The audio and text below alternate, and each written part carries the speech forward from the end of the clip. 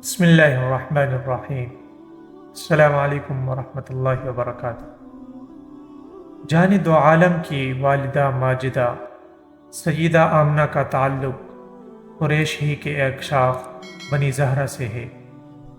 یہاں دو سوالات پیدا ہوتے ہیں۔ ایک تو یہ کہ عبد المطلب نے اپنے بیٹے کی شادی کے لیے بنی زہرہ کا انتخاب کیوں کیا؟ دوسرا یہ کہ بنی زہرہ میں سے سیدہ آمنہ کا انتخاب کس بنا پر کیا؟ کیا دونوں باتیں محض اتفاقی ہیں یا کچھ مخصوص پس منظر رکھتی ہیں؟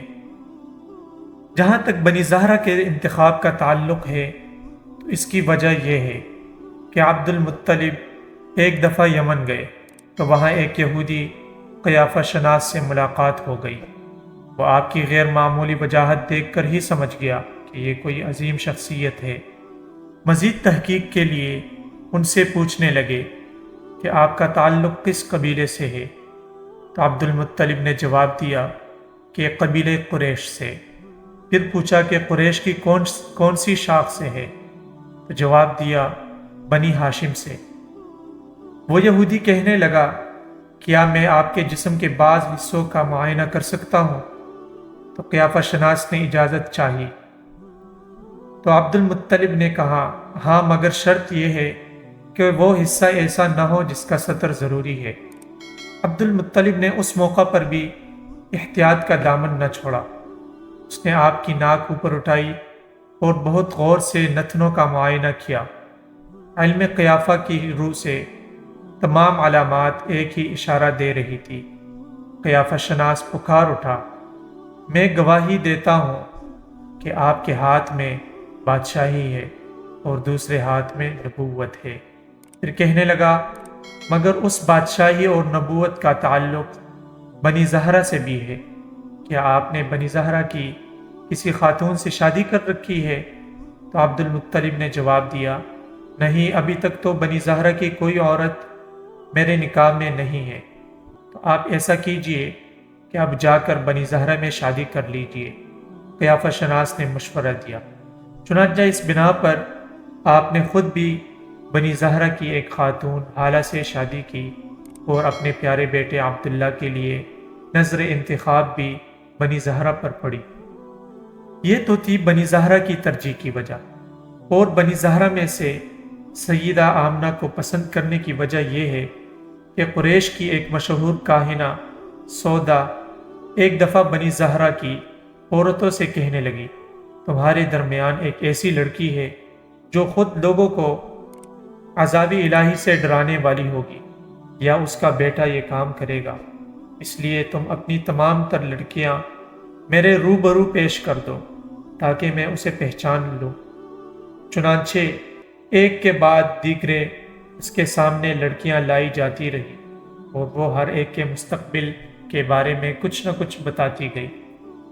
جب سیدہ آمنہ اس کے روبرو آئی تو انہیں دیکھتے ہی کہنے لگی یہ وہ لڑکی ہے جو یا تو خود نذیرہ ہوگی یا اس کا بیٹا اللہ کے عذاب سے ڈرانے والا ہوگا، جو بڑی شان والا اور واضح دلیل والا ہوگا۔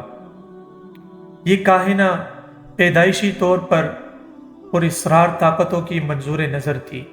سیرت نگاروں نے لکھا ہے کہ جب یہ پیدا ہوئی تو اس کا رنگ کالا اور آنکھیں نیلی تھیں۔ اہل عرب تو یوں بھی لڑکیوں کو زندہ دفن کر دیتے تھے، پھر ایسی لڑکی کو تو کچھ زیادہ ہی منحوس سمجھتے تھے، اس لیے اس کے باپ نے اسی وقت اس بچی کو ایک شخص کے حوالے کر دیا کہ اسے لے جا کر صحرا میں دفن کر دو۔ شخص نے صحرا میں گڑھا کھود کر جب اسے دفن کرنا چاہا تو آواز آ گئی اس بچی کو مت دفن کرو، اسے اسی طرح صحرا میں چھوڑ دو۔ اس شخص نے ادھر ادھر دیکھ لیا مگر کسی آدمی کا نام و نشان نہ تھا۔ اس نے آواز کو اپنا وہم سمجھ کر دوبارہ دفن کرنا چاہا تو دوبارہ غیبی آواز آ گئی اس بچی کو مت دفن کرو، مت دفن کرو۔ وہ شخص خوفزدہ ہو کر لڑکی کے باپ کے پاس جا کر اس نے یہ سارے احوال پیش کر دیے اور سارا ماجرا سنا دیا۔ باپ سمجھ گیا کہ یہ کوئی غیر معمولی لڑکی ہے اور اسے دفن کرنے کا ارادہ ترک کر دیا۔ یہی بچی بڑی ہو کر بہت اونچے درجے کی کاہنہ بنی۔ کاہنہ کی اس پیشن گوئی کے علاوہ ایک وجہ یہ بھی تھی کہ سیدہ آمنہ کے والد وہب بنی زہرہ کی سب سے ممتاز شخصیت تھے۔ وہ اپنی عالی نسبی اور شرافت کی وجہ سے بنی زہرہ کے سردار بھی تھے، اور ان کی بیٹی سیدہ آمنہ بھی قریش کی سب سے بہترین لڑکی تھی، جس لڑکی کے پیٹ سے بڑی شان والے اور واضح دلیل والے ڈرانے والے ہونے کی بشارت دی جا چکی ہو، جس کا باپ شریف اور عالی نسب سردار ہو، اور جو خود سارے قبیلے قریش میں سب سے بہتر اور افضل ہو۔ اس سے زیادہ موزوں لڑکی اور کون سی ہو سکتی تھی جس پر عبد المطلب کی نظر انتخاب پڑتی؟